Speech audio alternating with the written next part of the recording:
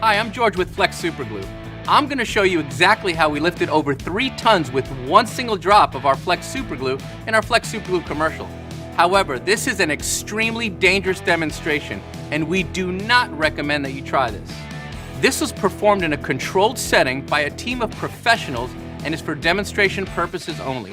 Specific detailed preparation was required using industrial level tooling in a professional machine shop.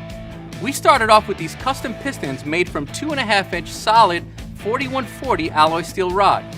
The bonding surfaces were then machined perfectly flat using a metal lathe without the use of any cutting fluid. It takes longer this way, but we didn't want to add any oils or contaminants to the bonding surfaces, which could negatively affect adhesion. After machining, we removed any residual oils and contaminants by soaking the pistons overnight in acetone. Next, the pistons were wiped clean, then placed in a blasting cabinet where the bonding surfaces were media blasted with 120 grit silicon carbide abrasive blasting media that has a particle mesh size of 80 to 230. After media blasting, the pistons were thoroughly wiped clean again with acetone. Then one of the pistons was placed with the bonding surface facing up in a fixture that kept it perfectly vertical. We then placed one single drop of our FLEX Superglue liquid, which is approximately 30 milligrams, directly on the center of the piston.